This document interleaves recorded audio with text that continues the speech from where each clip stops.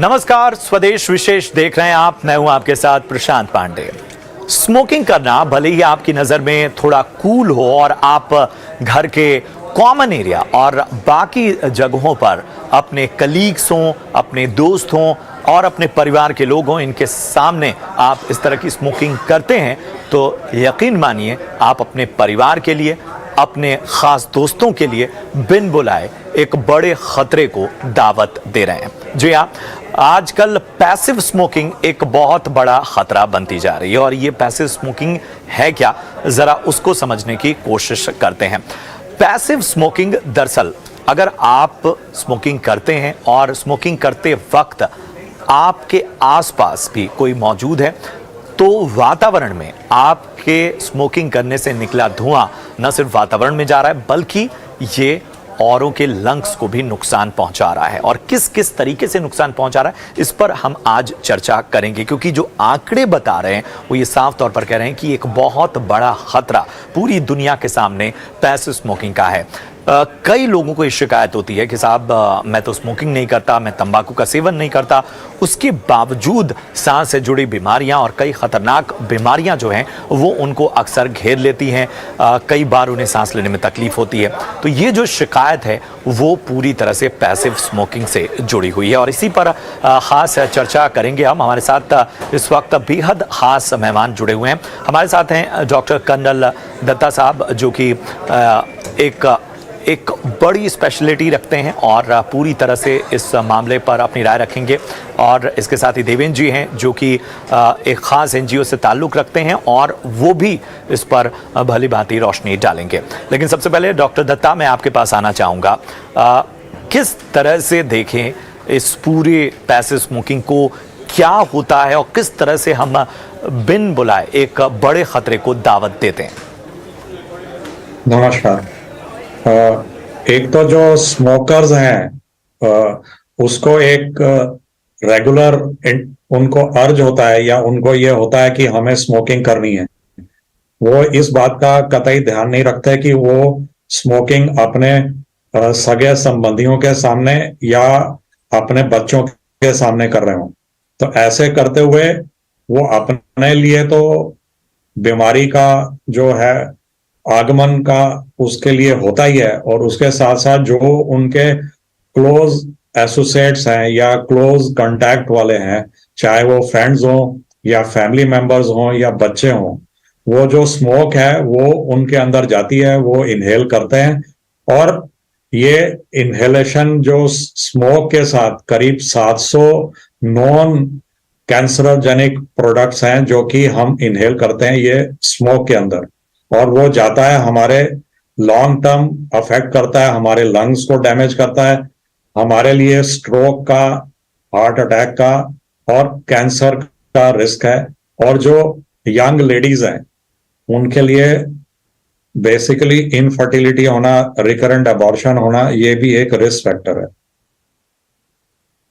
बिल्कुल, बहुत अहम बात आपने की कि जो नॉन स्मोकर्स है वो अनजाने में ही इस पैसिव स्मोकिंग की वजह से अपने अंदर कई बीमारियों और कई खतरे को बिन बुलाए दावत देते हैं। पैसिव स्मोकिंग को एक तरह से सेकंड हैंड स्मोकिंग भी कहते हैं और सेहत के लिए उतनी ही नुकसानदेह, जैसा डॉक्टर साहब ने कहा कि ये फर्स्ट हैंड जितनी ही नुकसानदेह है। और कई बार जो लोग, खासतौर पे जो महिलाएं हैं, जो गर्भवती हैं, उनके लिए बड़ा खतरा ये साबित होता है, जबकि वो किसी तरह से तंबाकू का सीधा उपयोग नहीं कर रही हैं, लेकिन कोई दूसरा इसका उपयोग कर रहा है और उसकी मौजूदगी या फिर उसके संपर्क में आना, दोनों ही स्थितियां फेफड़ों और सांसों से जुड़ी जो बीमारियां हैं उसको बहुत बड़ा न्योता देते हैं। चलिए अब जरा हम देवेंद्र जी के पास रुख करेंगे। देवेंद्र, किस तरह की समस्याएं आप लोग के पास आ रही हैं, या आप किस तरह से मौजूदा वक्त में किन चैलेंजेस का सामना कर रहे हैं और इन चैलेंजेस को कितने बड़े रूप में देखना होगा? देखिए, हम वुमेन हेल्थ पे बहुत ज्यादा डीपली काम करते हैं, ग्रासरूट लेवल पे काम करते हैं और हमने कुछ रिसर्च ऐसी आइडेंटिफाई करी जिन पर हम लोगों ने काम किया, जिसमें AK हॉक्शॉ की एक रिसर्च बहुत क्लियरली इंडिकेट करती है कि वो वुमेन जिन्होंने कभी डायरेक्टली स्मोकिंग नहीं किया, उनके अंदर भी 40% चांसेस लंग कैंसर के पाए गए हैं, just because of passive smoking. जब आप हिंदुस्तान का डेटा उठा करके देखते हैं तो हम लोग सभी इस बात को अच्छे से जानते हैं कि हिंदुस्तान में औसतन वुमेन कम स्मोकिंग करती हैं, बट उसके बावजूद जो लंग कैंसर का जो डेटा है that is higher than men among the women. और जब हम पिछले लास्ट 2 सालों का डेटा उठा करके देखें तो 2020 में 98,278 लोगों को लंग कैंसर डिटेक्ट हुआ था, जो कि पिछले 2 सालों में 5% बढ़ा है, जो कि 1,03,371 हुआ। तो ये हमें सोचना पड़ेगा कि ये कम नहीं हो रहा है, ये बढ़ता ही जा रहा है। और इसके और बहुत सारे कारण हैं, एक कारण नहीं है। आज आप देखिए हम लोगों ने भले ही सिगरेट के डब्बों पर 70% जो है कैंसर की चेतावनी लिखी है, लेकिन आप किसी भी रेस्टोरेंट में जाइए, आज ओपन में हुक्का बार चल रहे हैं और कोई गाइडलाइन नहीं है उनको लेकर के। ना पुलिस के पास उनकी कोई गाइडलाइन है, ना म्युनिसिपल कॉर्पोरेशन के पास कोई गाइडलाइन है। नंबर ऑफ अटेम्प्ट कोर्ट कर चुका है कि आप इनको लाइसेंस दीजिए या इसका एक गाइडलाइन तैयार कीजिए कि ये ओपन में जो स्मोकिंग हो रहा है, किसी भी रेस्टोरेंट में आप जाइए, वहां बच्चे भी जाते हैं, महिलाएं भी जाती हैं और लोग वहां पर हुक्का पी रहे हैं। कहने को ये बड़ा फ्लेवर्ड हुक्का होता है, कहने को होता है कि नहीं इन चीजों से कोई हार्म नहीं होगा, बट डॉक्टर साहब यहाँ पर मौजूद हैं, डॉक्टर साहब टेक्निकली भी बता सकते हैं और हम सभी लोग जानते हैं कि ओपन में लोगों को बीमार किया जा रहा है। So this is not the situation कि ये कोई एक टेक्निकल चीज है जिसको हमें टेक्निकली हैंडल करना है, इसे हमें सोशली भी हैंडल करना होगा। सरकारों को भी इसमें ध्यान देना होगा, प्रशासन को भी ध्यान देना होगा और हमें भी ध्यान देना होगा, क्योंकि हेल्थ सभी की खराब हो रही है। और आपने जो ये मुद्दा चुना है, ये वाकई में हर एक व्यक्ति से रिलेटेड है, हमसे रिलेटेड है, आपसे रिलेटेड है, जो इस वक्त इस कार्यक्रम को देख रहे हैं उन सबसे रिलेटेड है। So this is a very very big social issue जिसके लिए हम सभी लोगों को सोचना होगा और टेक्निकली माइंड से भी सोचना होगा, सोशल माइंड से भी सोचना होगा। बिल्कुल बिल्कुल। और ये हमारी एक कलेक्टिव रिस्पॉन्सिबिलिटी बन जाती है कि जो व्यक्ति स्मोकिंग नहीं कर रहा है, जो व्यक्ति तंबाकू से दूर है, उसके फेफड़ों तक ये जहर ना पहुंचे, उसके लिए कहीं ना कहीं हमें काम करना होगा। हमारे साथ इस बीच एक और बेहद खास मेहमान जुड़ गई हैं। डॉक्टर अरात्रिका दास हैं, कंसल्टेंट पल्मोनोलॉजी, RTICS यानी Rabindranath Tagore international institute of cardiac sciences से। एक बार फिर से हम अपने बाकी जो मेहमान हैं उनका परिचय अपने दर्शकों से करा दें। डॉक्टर कर्नल विजय दत्ता भी हमारे साथ इस वक्त पैनल मौजूद हैं, जो कि सीनियर कंसल्टेंट हैं इंटरनल मेडिसिन ISIC में, और देवेंद्र जी हमारे साथ जुड़े हुए हैं, जो कि फाउंडर और CEO हैं लाडली फाउंडेशन ट्रस्ट से। तो डॉक्टर अरात्रिका, हम पैसिव स्मोकिंग को तो समझ गए, लेकिन किस तरह से ये इसका दायरा बढ़ता जा रहा है? आप तो हर दिन जो है वो इस तरह के पेशेंट से डील करती होंगी। क्या किसी खास तरह के सिम्टम से इसकी शुरुआत होती है, जिसकी पहचान हमें निजी तौर पर शुरुआत में ही करनी होगी? हाँ, पैसिव स्मोकिंग एक बहुत ही बड़ा प्रॉब्लम है हमारे देश में, क्योंकि पैसिव स्मोकिंग का मतलब यही है कि जो स्मोकिंग नहीं करते हैं उनको भी स्मोकिंग रिलेटेड बीमारियां फैलते हैं उनमें। क्यों? दूसरा लोग स्मोकिंग करते हैं और वो ही स्मोक जाके जो बाजू में खड़ा है उसमें जाके बीमारियां फैलते हैं। ये जो पैसिव स्मोकिंग है 2 प्रकार का होता है। एक है जो मेन स्ट्रीम स्मोक, जो इंसान स्मोक करते हैं उनका माउथ से जो ब्रीथ आउट होते हैं वो स्मोक है मेन स्ट्रीम स्मोक। और जो साइड में स्मोक का साइड में जो पार्टिकल्स आते हैं और बाजू वाला को अंदर एंटर करते हैं वो है साइड स्ट्रीम स्मोक। ये दोनों प्रकार का पैसिव स्मोकिंग शरीर के लिए बहुत ही खतरनाक साबित हो सकते हैं। सिगरेट स्मोक में मोर देन 5,000 ऐसे पार्टिकल्स है जो हमारे शरीर में बहुत सारी बीमारियां लाइक हार्ट अटैक, वो है एक। दूसरा है हमारा फेफड़ा में ब्लॉक होना, और या तो क्रोनिक ऑब्स्ट्रक्टिव पल्मोनरी डिजीज, या तो अलग अलग प्रकार का कैंसर या स्ट्रोक, ब्रेन स्ट्रोक, ये सब हो सकते हैं। और जब इस तरह का पेशेंट आते हैं हमारे पास, हम हिस्ट्री लेते हैं और उन्होंने बोलते हैं स्मोकिंग नहीं किया, लेकिन अगर उनसे पूछा जाए कि घर में और कोई स्मोकिंग करते हैं या नहीं, या उनका फ्रेंड सर्कल में कोई स्मोकिंग करते हैं, तो पता चलता है इन्होंने पैसिव स्मोकिंग का शिकार है। बिल्कुल बिल्कुल, और ये यही वजह है कि बहुत सारे लोग जो हैं वो लंबे अरसे तक इस पैसिव स्मोकिंग का शिकार होते हैं और एक वक्त ऐसा आता है जब उन्हें गंभीर बीमारियां जकड़ लेती हैं। डॉक्टर कर्नल दत्ता, मैं आपके पास आना चाहूंगा। एक चीज मैं आपसे समझना चाहूंगा, क्या किसी तरह की ऐसी हिस्ट्री भी सामने आती है जहां पर हम ये देखते हैं कि एक छोटा बच्चा जो है वो लंबे अरसे तक, चाहे उसके फादर हों, चाहे मदर हों, चाहे कोई और हो घर में ऐसा सदस्य जो लगातार स्मोकिंग कर रहा है, और उसे शुरुआत में तो दिक्कत नहीं है क्योंकि एक इम्यूनिटी जो है उसकी बेहतर होती है, लेकिन उम्र बढ़ने के साथ एक वक्त पे अचानक से उसे सांस से संबंधित तकलीफें शुरू हो जाती। क्या इस तरह के केसेस भी आते हैं? और अगर इस तरह के केसेस आ रहे हैं तो एहतियात क्या बरतनी चाहिए? कितनी बड़ी जिम्मेदारी पेरेंट्स की? देखिए, पेरेंट्स के अलावा कई केसेस में पाया गया जो उनके केयर टेकर, जैसे आजकल वर्किंग वुमेन्स हैं, तो वो अपने बच्चे को आया कि या उसके पास दे के जाते हैं या क्रच में छोड़ के जाते हैं, तो वहां पे लोग स्मोक करते हैं या वो एक्चुअली क्लोज कांटेक्ट में स्मोकिंग का एक्सपोजर होता है उनको, और पैसिव स्मोकिंग बच्चे को होती है।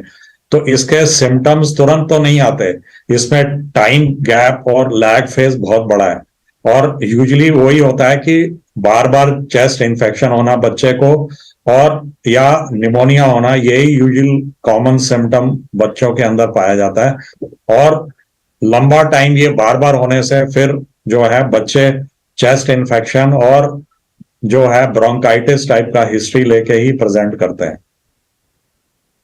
बिल्कुल बिल्कुल, और यही वजह है कि कुछ बीमारियों की जब परिवार में कोई हिस्ट्री भी नहीं है और अचानक पता चलता है कि उनके बच्चे को इस तरह की दिक्कत हो गई जिसकी कोई हिस्ट्री परिवार में नजर नहीं, उसकी एक बहुत बड़ी वजह, जैसा डॉक्टर साहब ने बताया, कि एक लंबे अरसे तक बच्चा जो है वो पैसिव स्मोकिंग का शिकार बनता है। देवेंद्र, किस तरह की प्रैक्टिसेस लानी होंगी? क्या क्या चीजें जो हैं वो प्रतिबंधित करनी होगी? अवेयरनेस तो बहुत सारी हैं, लेकिन इस पैसिव स्मोकिंग को लेकर हमें लगता है कि अवेयरनेस की कमी है, क्योंकि हम देखते हैं कि कहीं आप एक पान की दुकान हो, कहीं आप देखते हैं कहीं फंक्शन हो, कोई ऐसी जगह भी हो जहां 4 लोग इकट्ठा होते हैं और उसमें से कोई एक सदस्य है जो स्मोकिंग कर रहा है लेकिन बाकी लोग वहां मौजूद होते हैं। तो इस लिहाज से किस तरह की प्रैक्टिसेस को बढ़ावा देना होगा और इस बारे में अवेयरनेस फैलाई कैसे जाए? देखिए, अवेयरनेस तो सरकार भी बहुत फैला रही है और सभी माध्यमों से फैला रही है और बहुत सैकड़ों करोड़ रुपए इस पे खर्च भी हो रहा है। खासकर जो लोग स्मोकिंग करते हैं उनको इस बात पे सेंसिटाइज करने की जरूरत है कि आपको तो आदत है, ये आदतन एक कुछ लोग शौक के लिए स्मोकिंग करते हैं, कुछ लोगों को आदत पड़ जाती है, एंड नंबर ऑफ टाइम के बाद भी उनका कहना सिर्फ यही होता है कि हम इससे बाहर नहीं आ पा रहे हैं या हम इसे छोड़ नहीं पा रहे हैं क्योंकि हमें निकोटीन की लत लग गई। उनको ये समझाना पड़ेगा कि आप अपने साथ साथ अपने बच्चों की जिंदगी को खतरे में डाल सकते। आप जिन लोगों से सबसे ज्यादा प्यार करते हैं, आप अपने आप से तो प्यार करते ही हैं, लेकिन आपका जो आने वाला फ्यूचर है, आपके जो छोटे छोटे बच्चे हैं, उनको ये डेटा दिखाने की जरूरत है कि पिछले कुछ सालों में बच्चों के अंदर फेफड़ों की बीमारियां कितनी इंक्रीज हुई हैं, ब्रोंकाइटिस की, निमोनिया की, ये सब चीजें बच्चों में कितनी ज्यादा बढ़ी हैं। एक तरफ तो दिल्ली जैसे शहर में हम पॉल्यूशन की मार तो झेल ही रहे हैं, लेकिन दूसरी तरफ पैसिव स्मोकिंग, जहां एक बंद कमरे में, एक कार में आप वहीं स्मोकिंग कर रहे होते हैं, वहीं आस-पास में आपके बच्चा पास होता है, उसका भी ख्याल नहीं रखते हैं। तो लोगों को संवेदनशील बनाना पड़ेगा और लोगों को संवेदनशील बनाने का सबसे बढ़िया तरीका यही है कि आप उनको उनके परिवार में जो इफेक्ट आने वाला है, खासकर उनके बच्चों पे जो इफेक्ट होने वाला है, क्योंकि हर कोई अपने बच्चों से प्यार करता है, तो जब ये दिखाएंगे कि हम लोग की उनके बच्चों का भविष्य खराब हो रहा है, तो शायद से लोगों को थोड़ा बहुत समझ में आएगा। और पिछली कुछ एक्सरसाइजेस ऐसी हुई हैं, नुक्कड़ नाटक के माध्यम से हम लोगों ने बहुत जगह जा जाकर बहुत सारे कैंपेन्स भी हमने चलाने की कोशिश की है, जहां पर लोगों ने स्मोकिंग को क्विट किया है। और अब आप देखिए, मैं आपको एक बहुत छोटा सा एग्जांपल देता हूं। आप जब कभी भी टर्मिनल 3 पे जाइएगा, टर्मिनल 3 पर जब आप जो सिक्योरिटी चेकिंग के बाद जो एरो ब्रिज का एरिया है, आप जैसे ही वहां पर एंटर करते हैं तो एक स्मोकिंग रूम बना हुआ है और उस स्मोकिंग रूम में भीड़ लगी होती है। लेकिन हालात ये हैं कि एक नॉन स्मोकर जब उस वहां से गुजरता है तो उसको चक्कर आ जाते हैं। तो इन बातों का ध्यान रखना पड़ेगा, सरकार को भी ध्यान रखना पड़ेगा कि अगर पब्लिक प्लेसेस में भी अगर हम स्मोकिंग को अलाउ कर रहे हैं या स्मोकिंग रूम बना रहे हैं या हुक्कास अलाउ कर रहे हैं ओपन रेस्टोरेंट में, तो इसके लिए प्रॉपर गाइडलाइंस होनी चाहिए और उन गाइडलाइंस का पालन होना चाहिए, वो ज्यादा इंपॉर्टेंट है। तो सोसाइटी जो अपनी तरफ से जितना कर सकती है उतना कर रही है। अगर मेरे जैसा एक व्यक्ति अगर स्मोकिंग को अवॉइड करना चाहता है तो शायद आज की डेट में वो मेरे हाथ में नहीं है, क्योंकि स्मोकिंग करने वाले व्यक्ति को रोकने का मेरे पास कोई तरीका नहीं है, उसे मना करने का कोई तरीका नहीं है, और सरकार का भी इस तरीके के कोई मापदंड नहीं है कि किसी भी व्यक्ति को रोका जा सके। तो हमें ठीक है, इस पे भी मैं आऊंगा कि ये जो तरीके अपनाए जाते हैं और कि लोगों को स्मोकिंग छुड़वाने के और बाकी तरीके ये कौन कौन से मौजूद हैं और कितने कारगर हैं, और इसको लेके मिथ्स और जो बाकी सच्चाई है वो कितनी है। डॉक्टर आरात्रिका, मैं आपके पास आना चाहूँगा। जब भी कोई बीमारी उभरती है या उसकी तकलीफ बढ़ती है तो आपने सिम्टम्स की तो बात करती, लेकिन क्या पैसिव स्मोकिंग से ग्रस्त जो व्यक्ति है, जो इसकी जद में है, उसके लिए कुछ स्पेसिफिक जांचें भी हैं? अगर वो जांचें हैं तो किन चीज़ों की जांचों को कहीं ना कहीं मैंडेटरी करना चाहिए, और ये जांचें साल में कितनी बार करवानी चाहिए? एक तो है, एक जांच है पैसिव स्मोकिंग का शिकार कोई हुआ है या नहीं। तो जब कोई एक रूम में स्मोकिंग करते हैं, सोच लीजिए एक्टिवली, लास्ट सिगरेट लेने के बाद भी 5 घंटे तक वो रूम का एटमॉस्फेयर में स्मोक रहता है, और उससे भी ज्यादा टाइम तक स्मोक का जो पार्टिकल्स है वो दीवार में, वो कर्टेन्स में, नीचे दिया हुआ कारपेट, ये सब में रहते हैं। तो एक जांच तो है कि स्मोकिंग, पैसिव स्मोकिंग हुआ है या नहीं। उसके लिए ये सब जगह पे या तो एटमॉस्फेयर में स्मोक का पार्टिकल्स का अमाउंट चेक करना है। सेकेंडली, उनका ब्लड में कोटिनिन का, ब्लड में, सलाइवा में, यूरिन में कोटिनिन का लेवल एक वो लेबोरेटरी से चेक करवाना है। सेकेंडली, ये जो पैसिव स्मोकिंग में सोच लीजिए जैसे लंग कैंसर होता है, तो लंग कैंसर के लिए साल में एक बार एक एक्सरे तो करना चाहिए। अच्छा, एक्सरे में अगर कोई शैडो दिखाई दिया तो अगर वो शैडो एकदम ऑब्वियस है कि ये तो एक ट्यूमर है, तो उसका इलाज करो, आगे बढ़ो। लेकिन अगर वो शैडो ऑब्वियस नहीं है, एक छोटा सा गोला जैसे शैडो है, तो वो शैडो कितना दिन में डबल साइज होता है, उसके लिए 6 महीना बाद एक और एक्सरे करना चाहिए देखने के लिए। इसके अलावा हर साल में एक बार शरीर का चेकअप करना चाहिए, इन द सेंस कि एक ईसीजी, एक इकोकार्डियोग्राफी, ये करना चाहिए हार्ट का फंक्शन देखने के लिए, और सीरम लिपिड प्रोफाइल, जो शरीर में जो जैसे हमारे शरीर में लिपिड्स कितना है देखने के लिए चाहिए, कि जो एक रिस्क फैक्टर है स्ट्रोक के लिए, ये भी जांच करवाना साल में एक बार तो होना ही चाहिए। तभी पता चलेगा अगर अर्ली स्टेज में अगर कोई बीमारी होते जा रहा है या नहीं। बहुत अहम बात आपने कही और बहुत विस्तार से आपने बताया कि आखिर कौन कौन सी वो जांचें हैं जिनको करना आवश्यक है, और मेरे ख्याल से जो भी दर्शक हमारे साथ इस वक्त जुड़े हैं उनके लिए ये जानकारी बेहद अहम है। डॉक्टर दत्ता, एक चीज़ मैं समझना चाहूँगा, कोई भी बीमारी होती है वो एक वक्त के बाद क्रॉनिक हो जाती है, या उसका जो संक्रमण है वो कई एज ग्रुप को अलग अलग तरह से प्रभावित करता है। अगर हम स्पेसिफिक होकर देखें पैसिव स्मोकिंग, कौन सी ऐसी उम्र है जहां ये एक अलार्मिंग साइन है, इसको निग्लेक्ट करना या इसको केवल ये समझ लेना कि साहब ये तो सामान्य सांस की तकलीफ है, या कई बार लोग भ्रम में पड़ जाते हैं कि मौसम, कई बार लोग एक्सक्यूज देते हैं कि साहब मौसम बदल रहा है इसलिए सांस की दिक्कत हो रही है, तो ये डिफरेंस कैसे किया जाए? देखिए, जब आप कोई भी प्रॉब्लम, मेडिकल प्रॉब्लम या मेडिकल इश्यूज लेके हॉस्पिटल में या अपने पर्सनल फैमिली फिजिशियन के पास जाते हैं तो वो हिस्ट्री लेते हैं, और हिस्ट्री से आपको पता चलेगा कि आप एक्टिव स्मोकर हैं या पैसिव स्मोकिंग का आपको प्रॉब्लम आई। अगर रेस्पिरेटरी इश्यूज रिकरेंटली हो रहे हैं तो उसका हमें कारण जानना है कि ये क्यों आदमी बार बार हो रहा है, ये एलर्जिक है या और कोई कारण, जैसे कि पैसिव स्मोकिंग, जो कि यूजुअली लोग नेग्लेक्ट करते हैं।